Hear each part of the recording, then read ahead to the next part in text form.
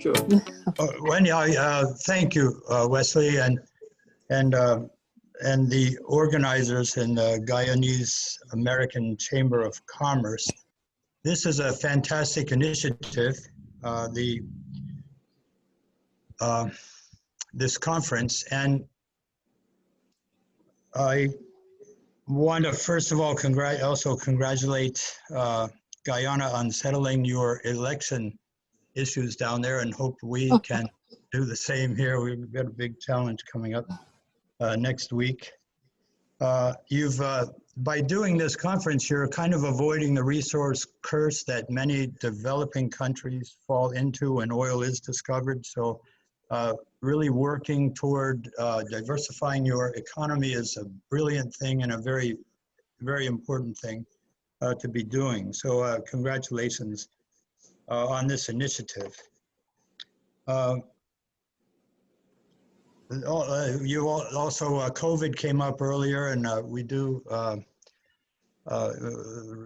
wish condolences for people that have lost loved ones in that regard. And I know I was working with Mr. Samaru, and who got stranded in Toronto for, I think, several months because of that. The COVID became quite a challenge to the whole world, especially the economies of the world, and also represents a lot of opportunities in that supply chains have been massively disrupted, and I think future strategies for supply chains are being reconsidered. So there are really tremendous opportunities that come with every challenge, and especially this one.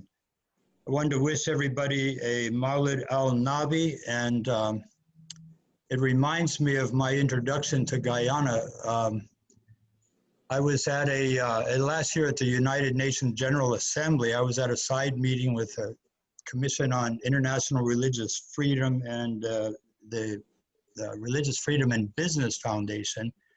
And a lawyer there was speaking there about his experience in Guyana and how difficult it is to do business in Guyana because all the holidays aren't, it's a very multicultural nation, and the various cultures aren't just tolerated but celebrated. So they celebrate in Guyana all the holidays, he explained. So it's very hard to get business done because there are so many holidays there. So I guess today is a holiday.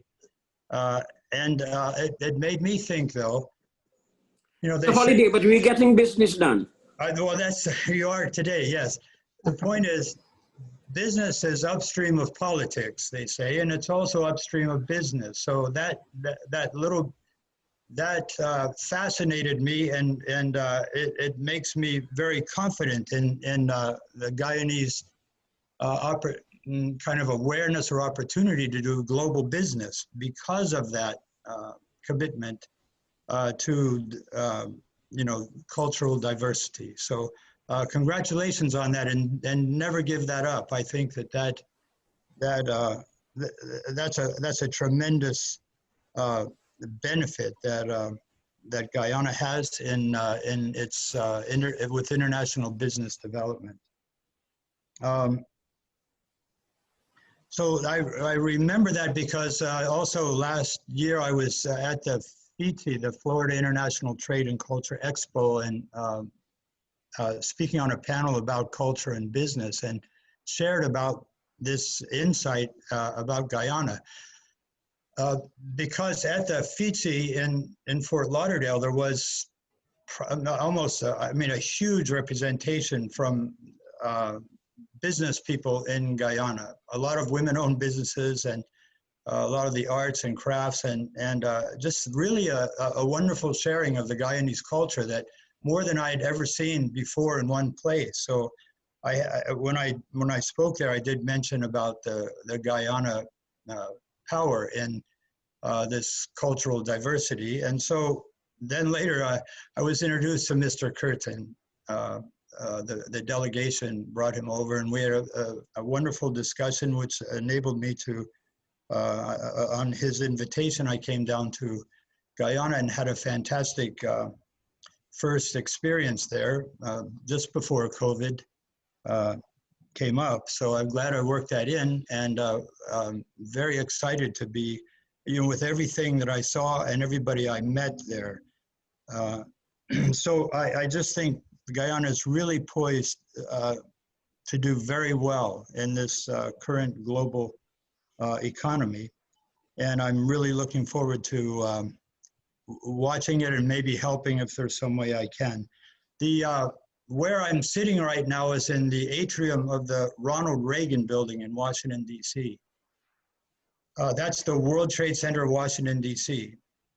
And it's one of about 300 World Trade Centers in 100 countries around the world. This one is kind of unique. It's a huge building. Only the Pentagon is a larger federal building in the United States, so it's very big. It houses also the USAID and U.S. Customs and Border Patrol as well, and but many private sector associations and business groups. The reason that this building is here is because Ronald Reagan made a comment once that it's a shame when people come to Washington, D.C., they think America's greatness comes from politics, because all they see there is politics. But he said it's really the private sector in America and the free market that has driven America's not just economy, but its influence around the world. So he said there should be a monument to that, or there isn't one. And so the Ronald Reagan building was established as a monument to the private sector that has built this country and has lifted millions and millions of people out of poverty, more than government programs have been able to do, certainly.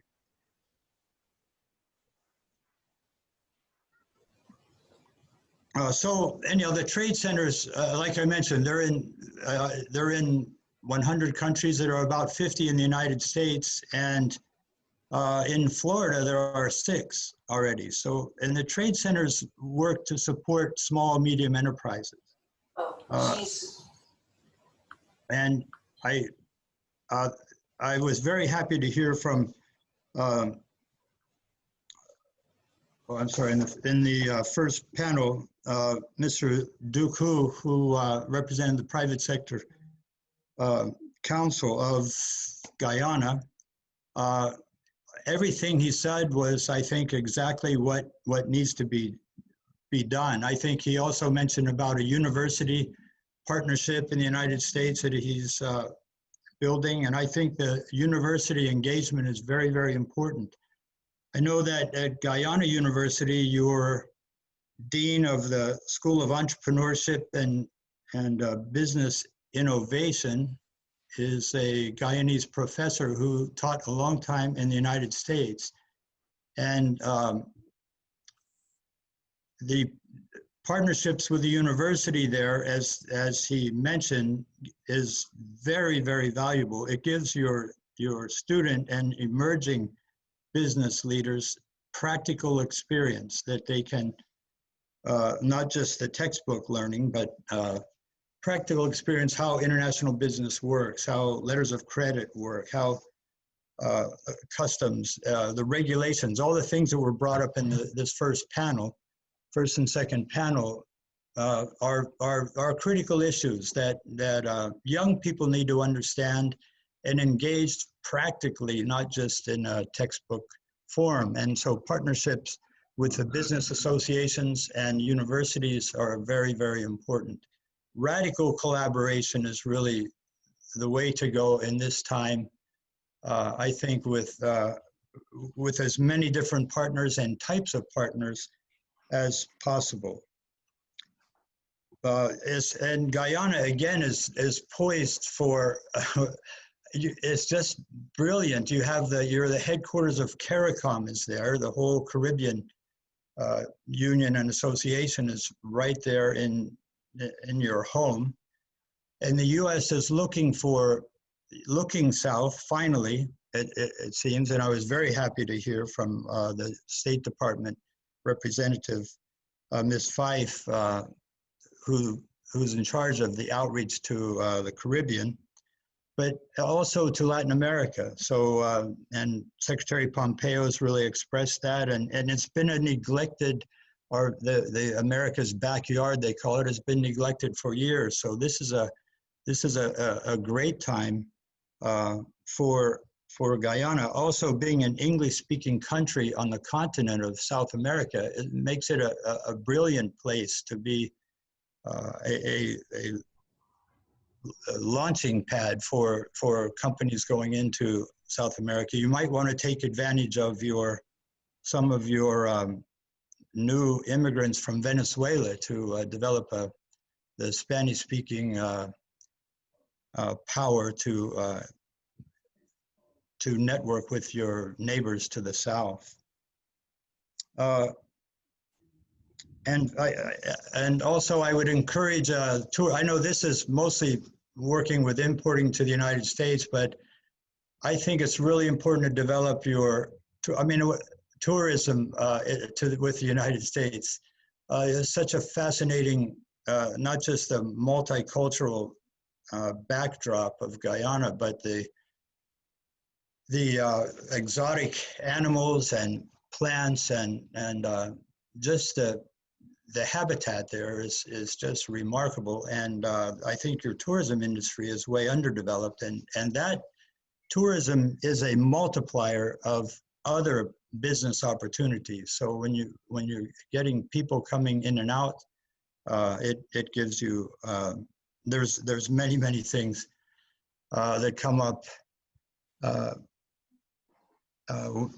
without being necessarily directly as a business development initiative, but business happens through tourism. There's a huge multiplier effect. I hope you're able to do more in that area. And final thought is from my experience, the first World Trade Center that I developed and worked on is in Okinawa, Japan. And Okinawa is a very poor prefecture of Japan, very far south, with a very different kind of culture than mainland Japan. And also they have just small businesses, and they have to buy everything from mainland Japan, which means extremely high cost. So most of the companies, the only large company there is the electric company, and then the others are all construction companies. So when the trade center started, I was talking to some of these company leaders, presidents, and about their challenges. And because it's a tropical province, they use a lot of ceramic tile.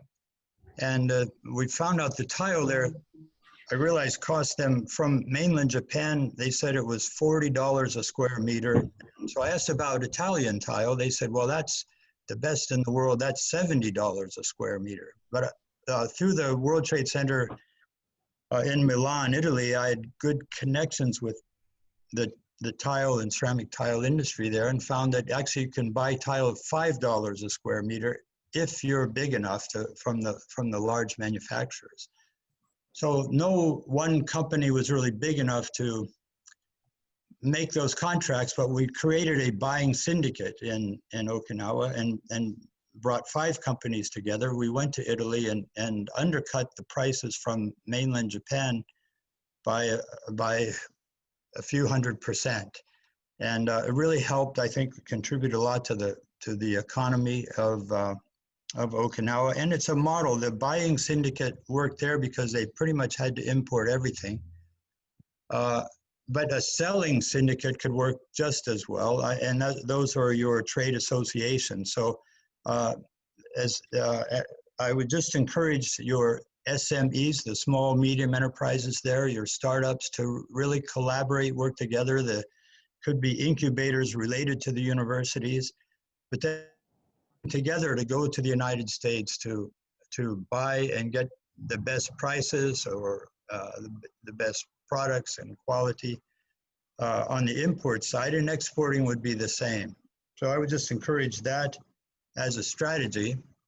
And again, with the World Trade Centers here, I'm in Washington, D.C. today. I'm not actually in the Reagan building. I'm down the street but I just wanted to show this building. If I was in Philadelphia, I could be in the World Trade Center there, or if I was in St. Louis or Kansas or San Francisco, it could be. The World Trade Centers are a family, a network, and it's all made up of mostly small, medium enterprises. And so it's a natural network of potential partners that Guyana could take advantage of wherever the potential buyers are, not just in the United States, but anywhere in the world, just as easily as in the United States. I really appreciate the invitation to participate on this panel today, and the good work of the Chamber. And I wish you all the best luck. And it's been quite a crazy year, 2020. It's the 50th anniversary of the World Trade Centers Association. The General Assembly for us had to be virtual. And then it was the 75th anniversary of the United Nations, also virtual. So appreciate you're doing this virtually. I wish we could be together in Guyana, but hopefully soon.